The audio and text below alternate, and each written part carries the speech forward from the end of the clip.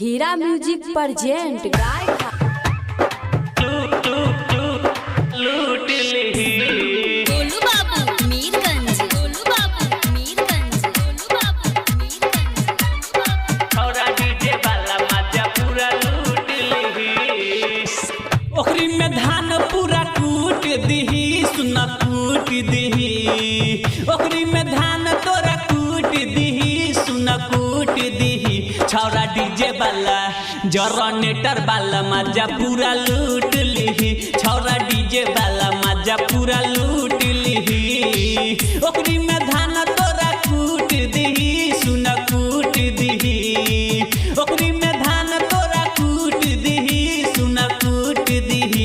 छौरा डीजे वाला जनरेटर वाला मजा पूरा लूट ली। छौरा डीजे वाला मजा पूरा लूट ली। गोलू बाबू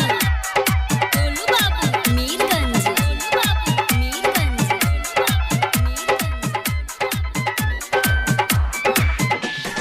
अइलू बंगाल से बिहार में तू नहाचे लागे जवानी तोहर खा जाई कांच खा जाई कांच खा जाई कांच। अइलू बंगाल से बिहार में तू नहाचे लागे जवानी तोहर खा जाई कांच। चोली के हुक तोहर तोड़ दही हेगे तोड़ दही। चोली के हुक तोहर तोड़ दही सुन तोड़ दही। छौरा डीजे वाला जनरेटर वाला मजा तोहर लूट ली। छौरा डीजे वाला मजा पूरा लूट ली। गोलू बाबू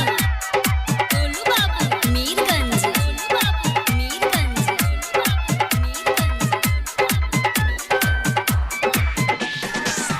जे मुकेश से लिह जनी पंगा जय दीवाना पूरा क दी दंगा क दी दंगा क दी दंगा। जय मुकेश से लिह जनी पंगा धीरज आशिक पूरा क दी दंगा।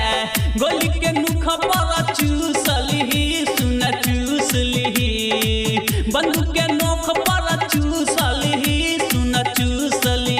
छौरा डीजे वाला मजा पूरा लूट ली। छौरा डीजे वाला मजा पूरा लूट ली। तू करे हीरा रिकॉर्डिंग स्टूडियो गाय घाट मुजफ्फरपुर।